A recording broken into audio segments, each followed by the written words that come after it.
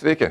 Viduramžiais valdovai suteikdavo teisę užsiimti vienu ar kitu verslu už atitinkamą mokestį. Jeigu tau suteikta teisė, pavyzdžiui, virti alų, gali būti ramus dėl savo verslo, nes toje teritorijoje esi apsaugotas nuo konkurencijos. Tau nereikia stengtis pagaminti alaus pigiau, nereikia stengtis pagaminti geresnio alaus. Svarbu įvykdyti minimalias kokybės ir kiekybės sąlygas, nustatytas valdovo. Tokia tvarka stabdė geresnių ir pigesnių produktų atsiradimą.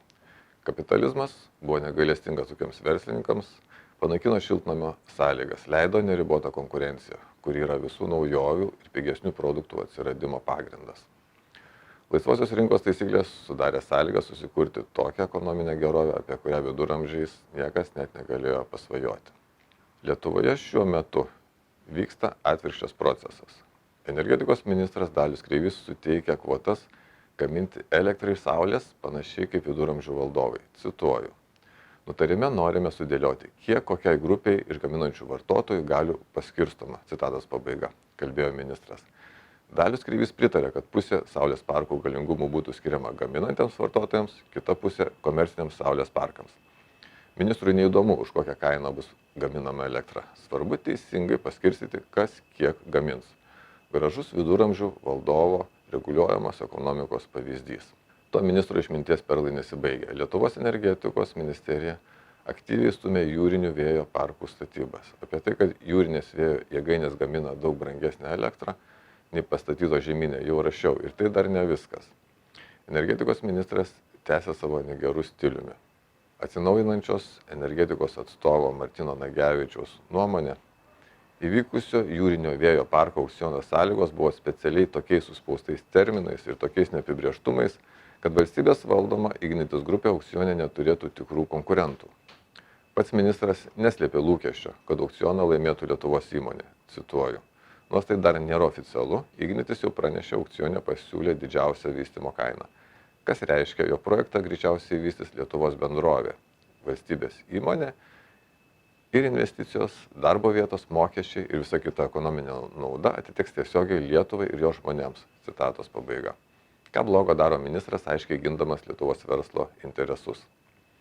Ministras tokiu būdu eilinį sykį naikina pagrindinį ekonominės pažangos variklį – konkurenciją Lietuvos energetikoje. Tai reiškia tik vieną – visi gyvensime skurdžiau. Martinas Nagevičius duoda tokį pavyzdį.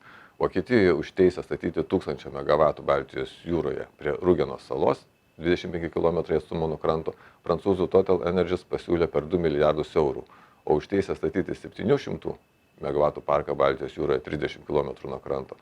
Lietuvos ekonominėse vandenyse Ignitis Renewables partnerystėje su Ocean Winds pasiūlė tik 20 milijonų eurų. Jei lyginti su Vokietijos aukcionu, Lietuva turėtų gauti apie 1,5 milijardo eurų.